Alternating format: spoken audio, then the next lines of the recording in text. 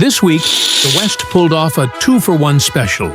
The UK, Canada, and Australia stood up in Parliament to say Palestine exists, while France dusted off the UN's old punishment manual to slap fresh sanctions on Iran. Recognition for one, restrictions for another. Welcome to Middle East Week, where Western foreign policy looks less like strategy and more like a buffet menu. A little sympathy here, a little punishment there.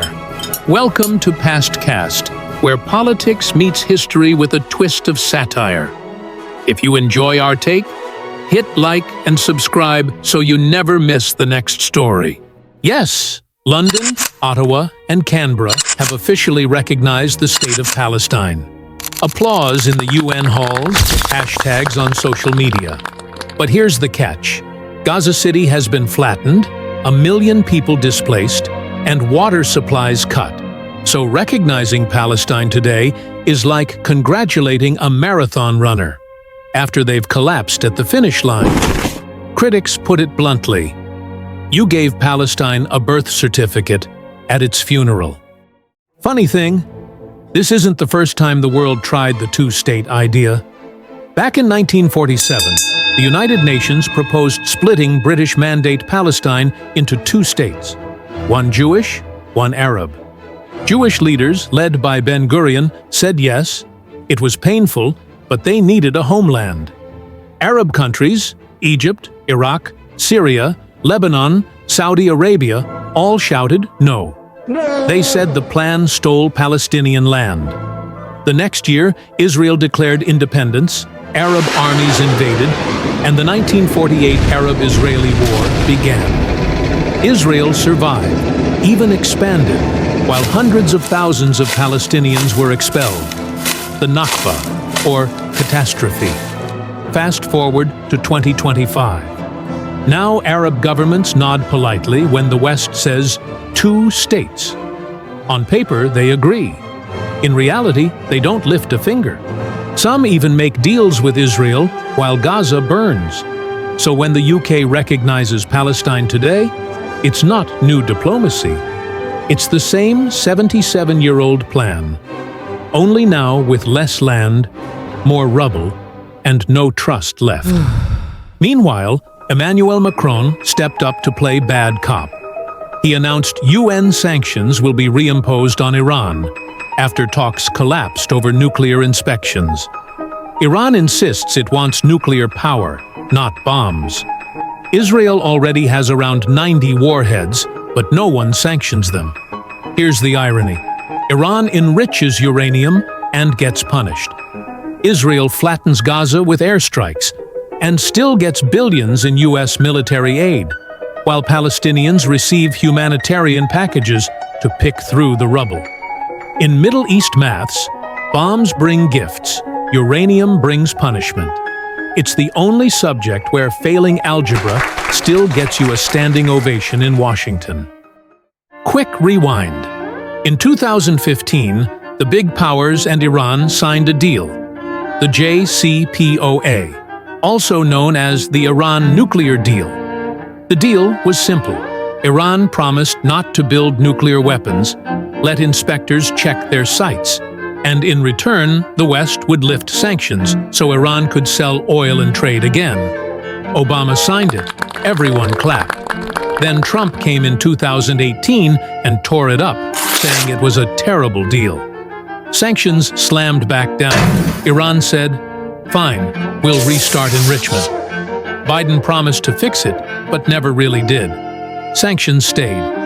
Now Macron shows up in 2025 saying, "Let's put sanctions back on again." Different presidents, different accents, but it's the same old policy on repeat. The West's Iran strategy is basically Netflix's worst series. No plot twists, just endless reruns. The double standard is glaring. Israel bombs hospitals, gets more American weapons. Iran enriches uranium, gets sanctions. In Middle East politics, your punishment isn't based on what you do. It's based on who you're friends with. Allies get immunity. Enemies get isolation. That's not international law. That's high school politics with bigger explosions. And what about Israel? Netanyahu looked at these two developments, Palestine being recognized and Iran being sanctioned, and probably thought, perfect. Recognition means nothing, and sanctions mean everything. Netanyahu has spent years publicly nodding to the two-state solution for diplomacy, while burying it in practice with settlements, walls, and wars. After Gaza's destruction, Netanyahu isn't hiding it. One state, under Israeli control. So when the UK, Canada, and Australia clap for Palestine, Netanyahu shrugs. Nice speech. Now, back to reality. On Iran, though? That's his obsession.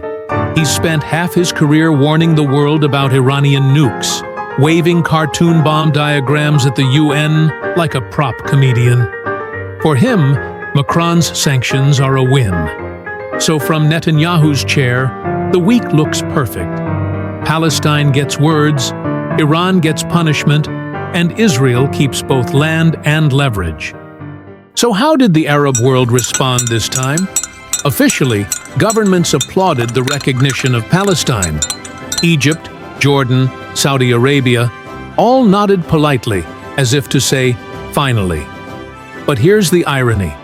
In 1947, Arab leaders rejected the two-state plan and went to war. In 2025, Arab governments politely support the two-state plan, but only because they know Israel will never allow it. It's a safe position. They look pro-Palestine in speeches while doing nothing in practice. Some Gulf states even normalized ties with Israel through the Abraham Accords, trading tech and weapons while Gaza lies in ruins. And when it comes to Iran, Gulf monarchies quietly cheer the sanctions. Tehran is their rival. To many Arabs, it looks simple. Punish the side that resists, reward the side that occupies, and then sell it to the world as balance.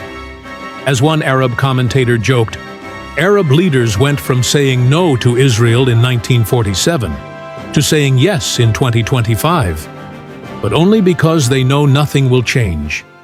And that's the real story. Recognition, sanctions, weapons, rinse and repeat. The two-state solution is 77 years old. Iran's sanctions are 10 years old. Israel's wars are eternal. The only thing that changes is the press release headline. This isn't Middle East peace. It's Middle East crisis management with better PR. And the show goes on, until somebody realizes you can't build peace by recycling old wars. It's peace talks on repeat, but the playlist never changes. Thank you for watching Pastcast, where the past echoes through today. If you enjoyed the satire, scrolls, and scandals, like, subscribe, and ring the bell before the next empire falls.